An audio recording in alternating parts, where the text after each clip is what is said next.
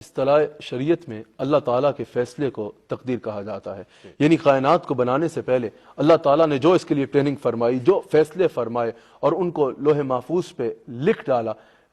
اس کو تقدیر کہا جاتا ہے۔ جیسے حضور نے فرمایا کہ اللہ تعالیٰ نے کائنات کو بنانے سے پہلے، دنیا کو بنانے سے 50,000 سال پہلے جو ہے وہ فیصلے فرما کے اس کو لوح محفوظ پہ لکھ دیا تھا، ان فیصلوں کو تقدیر الہی کہا جاتا ہے۔ کیا تقدیر سے دعا بدلتی ہے یا نہیں؟ اہم سوال ہے، اس پہ بہت لوگوں کی توجہ ہوتی ہے۔ تقدیر تین قسم کی ہیں، تین قسم کی تقدیریں ہیں۔ ایک تقدیر مبرم حقیقی، ایک تقدیر مبرم غیر حقیقی، اور ایک تقدیر معلق۔ تقدیر مبرم حقیقی وہ ہے جو اللہ تعالیٰ نے فیصلہ فرما لیا اور جو فیصلہ اللہ کے ہی علم میں ہے اور وہ اللہ کا اٹل فیصلہ ہے، اس میں کوئی تبدیلی نہیں ہے۔ جیسے قیامت کا آنا، جیسے سورج کا نکلنا، غروب ہونا، ایسی کئی چیزیں جو تقدیر مبرم حقیقی ہیں، جو اللہ کے علم میں ہے اور وہ کسی کے علم میں نہیں ہے، اور وہ اللہ کا ایک اٹل فیصلہ ہے، اس میں کوئی تبدیلی نہیں ہے، جس کے بارے میں اللہ کریم نے ارشاد فرما دیا کہ ہمارے کہے میں، ہمارے فیصلے میں تبدیلی نہیں ہوتی۔ یہ تقدیر مبرم حقیقی ہے۔ پھر تقدیر مبرم غیر حقیقی ہے، جو لوح محفوظ پہ لکھی ہوتی ہے، اللہ نے لوح محفوظ پہ لکھ دیا ہے، لیکن وہ تقدیر مبرم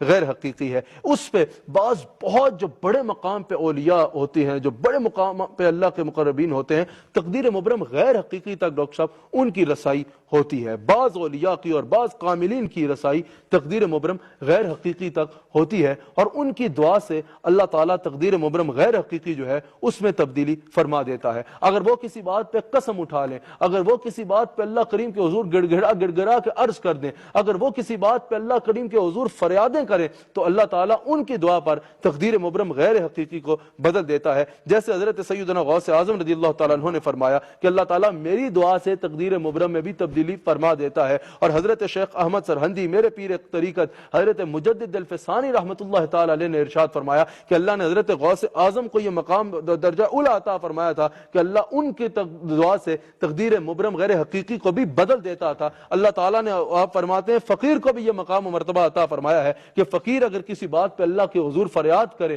اللہ سے کرم کی بھیک مانگے، تو اللہ تعالیٰ فقیر کی دعا سے تقدیر مبرم غیر حقیقی جو ہے اس میں تبدیلی فرما دیتا ہے۔ اور یہ پریشان ہونے کی بات نہیں ہے، ترمذی میں بھی حدیث موجود ہے، حضور علیہ الصلوۃ والسلام ارشاد فرماتے ہیں کہ تقدیر سے کوئی احتیاط نہیں ہے، ہاں لیکن دعا ہے جو تقدیر کو بھی بدل دیتی ہے۔ حضور علیہ الصلوۃ والسلام کی حدیث ہے، ترمذی میں موجود، حضور علیہ الصلوۃ والسلام کی حدیث امام دیرمی نے نقل کی، حضور علیہ الصلوۃ والسلام ارشاد فرماتے ہیں بے شک قضا کے مقابلے میں دعا ہے جو دعا